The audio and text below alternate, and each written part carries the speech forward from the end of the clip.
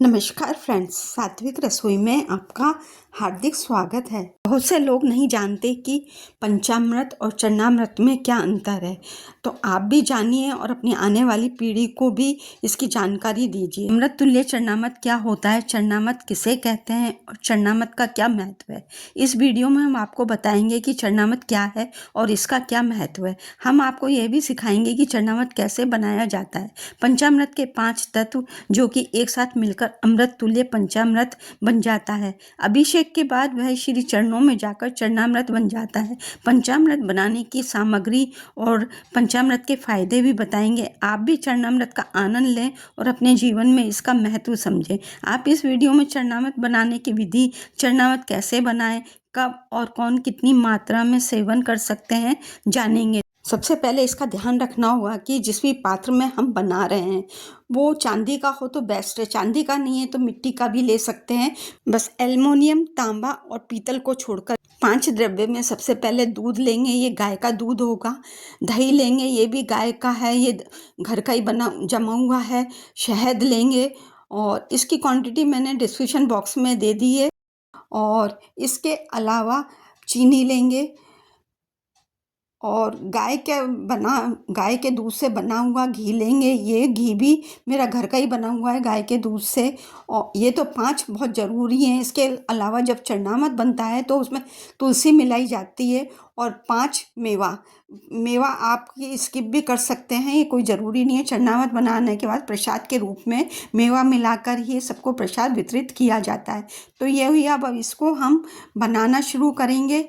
इसके लिए आयुर्वेद में कहा जाता है कि शहद और घी बराबर मात्रा में लेने से नुकसान पहुंचता है। ये बात सही है, किंतु यदि इसको विषम मात्रा में लिया जाए तो नुकसान नहीं करता।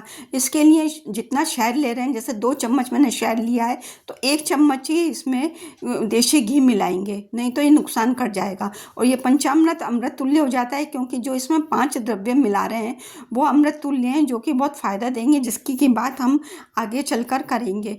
अब इसके लिए ये मैंने चांदी का पात्र लिया है, आप मिट्टी का या स्टील का कुछ भी ले सकते हैं। सबसे पहले शहद मिला देंगे इसमें। हम एक एक करके इसलिए मिला रहे हैं ताकि सब अच्छी तरह से मिल जाएं, क्योंकि ना हम इसको चर्न करेंगे, ना ग्राइंड करेंगे, ना ब्लेंड करेंगे। ये इसी तरह से रफली मिलता है। अब चीनी मिला देंगे, चीनी या मिश्री कुछ भी मिला सकते हैं, मैं चीनी मिला रही हूँ। इसको अच्छी तरह से मिक्स कर लेंगे। जल्दी चीनी भी हमारी जल्दी मिक्स हो जाएगी, जो दाने दाने दिख रहे हैं और नहीं रहेंगे। अब चीनी मिलाने के बाद दही मिला देंगे और इसको फिर से अच्छी तरह से मिला लेंगे ताकि चीनी के दाने हमारे इसमें बिल्कुल एक सम हो जाएं।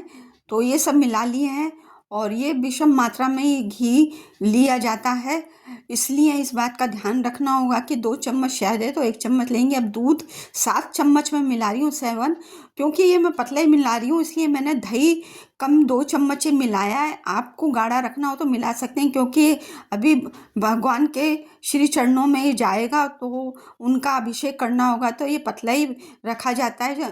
अभिषेक करते समय तुलसी मिला देंगे। ये देखिए, ये हमारा पंचामृत बनके तैयार हो गया, अमृत तुल्य पंचामृत। अब हम इसके फायदे जानेंगे कि इसके हमें क्या क्या फायदे होते हैं। इसके नाम में ही इसका सार है, पंच प्लस अमृत यानी पंचामृत, जो 5 चीज़ों से मिलकर बनता है।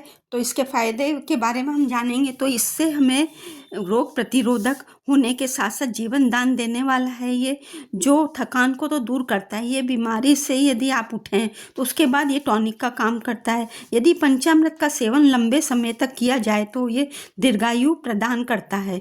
प्रतिदिन लेने से युवावस्था लंबे समय तक बनी रह सकती है। साथ में ब्रेन के फंक्शन को भी डेवलप करता है। त्वचा के साथ साथ आँखों की रोशनी में भी मदद करता है। इसके सेवन से अनगिनत फायदे मिलते हैं। शहद होने से ये पंचद्रव्य और भी प्रभावकारी लाभकारी हो जाता है। पंचामृत के सभी द्रव्य इंग्रेडिएंट्स बहुत गुणकारी हैं। सेवन इसका सुबह खाली पेट लेने से बहुत ही फायदे मिलते हैं। इसको कब ग्रहण करना चाहिए, इसके लिए चरणामृत सुबह के समय ही ताज़ा बना ग्रहण करना चाहिए। फ्रिज में या रखा पंचामृत पोषक तत्व नष्ट होने लगते हैं। एक दिन में उतना ही बनाएं जितनी की आपकी खपत है और डेली इसको आप बना सकते हैं। यही पंचामृत इतना अमृत तुल्य हो जाता है कि इसको सेवन करने से, खाली पेट सेवन करने से बहुत से फ़ायदे मिलते हैं।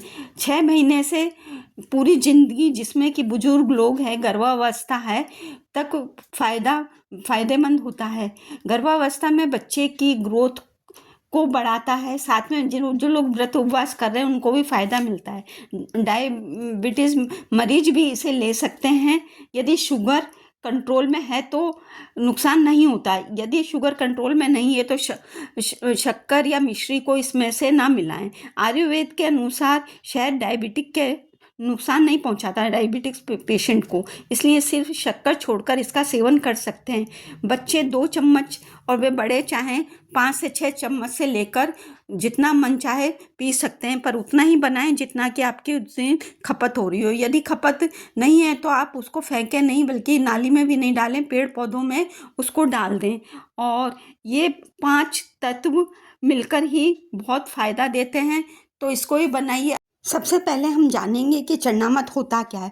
चरणामृत 2 तरह का होता है। एक तो ये 5 द्रव्य से मिलकर जो पंचामृत बनता है उससे भी बनता है, और साधारण जल या गंगा जल से जो प्रतिदिन हम ठाकुर जी को स्नान कराते हैं वो जो जल निकलता है वो भी चरणामृत ही कहलाता है।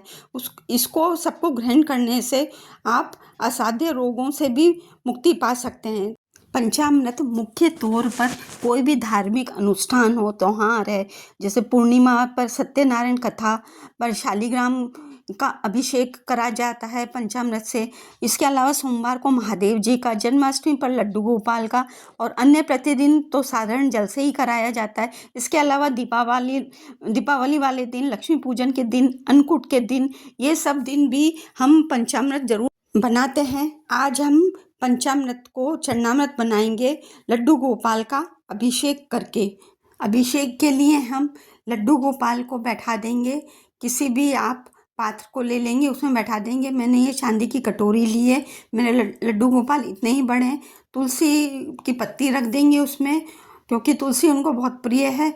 इसमें बैठाने के बाद जो हमने अब पंचामृत बनाया था उससे उनका अभिषेक करेंगे। वैसे तो मैं इसका वीडियो पहले ही बना चुकी हूँ, उसका लिंक आप देख सकते हैं, डिस्क्रिप्शन बॉक्स में दे दिया गया है। तो उसको शंख से करा जाता है, जो शंख हम मुंह से नहीं लगाते। अभी मैं उसी से डायरेक्ट करके आपको दिखा रही हूँ कि तरीका कैसे है। पंच द्रव्य मिला हुआ पंचामृत को मिला देंगे और इसमें थोड़ा सा गंगा जल मिलाकर ऊपर से सब मिला देंगे। ये हमारा इससे इनका अभिषेक हो गया है।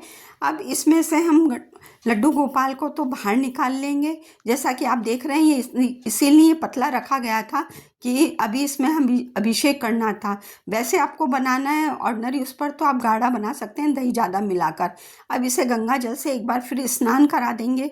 ये स्नान कराने के बाद जो जल आप देख रहे हैं इसको फेंकेंगे नहीं, बल्कि पेड़ पौधों में डाल देंगे। ये अब हमारे काम का नहीं है। अब इनको अच्छी तरह से पोंछकर साफ करके इनको बैठा देंगे, इनके वस्त्र और आभूषण के साथ। जैसा कि आप देख रहे हैं ये हमारे तैयार हो चुके। अब इन्हें बैठाकर इनके फूलों की वर्षा कर देंगे। इसके बाद इनको वस्त्र पहना देंगे और इनके आभूषण पहना देंगे। तो जैसा कि आप देख रहे हैं पंचामृत श्री चरणों में जाकर हमारा ये चरणामृत बन गया है। इसी तरह से चरणामृत कहलाता है। तो इसको यदि अभी तक आपको नहीं पता हो तो ज़रूर पता रखिए, और आगे आने वाले बच्चों को भी ये चीज़ बताइए। और ये कितना लाभप्रद है हमारा पंचामृत, ये भी जानिए।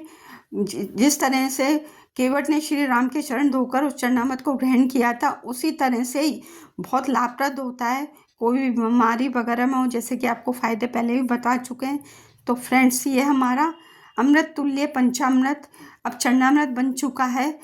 आप भी बनाइए। जन्माष्टमी नज़दीक है, पूर्णिमा नज़दीक है, राखी पर बना सकते हैं। इसके अलावा उस पर जन्माष्टमी पर बनाइए और अपना फीडबैक कमेंट बॉक्स में दीजिए। अब इसमें हम ये जो मेवा है आप चाहें तो स्किप भी कर सकते हैं। प्रसाद के तौर पर वितरित करने के लिए इसमें मैंने मेवा मिलाई है, जिसमें कि बादाम है, मखाना है, चिरौंजी है और इसके अलावा काजू लिया है। और जो चाहें आप, नहीं भी चाहें तो कोई बात नहीं है। इस तरह से ये प्रसाद वितरित करने लायक हमारा तैयार है। ऊपर से तुलसी मिला देंगे तो वीडियो पसंद आया हो तो लाइक करें, अधिक से अधिक शेयर करें। चैनल पर पहली बार है तो सब्सक्राइब करना ना भूलें।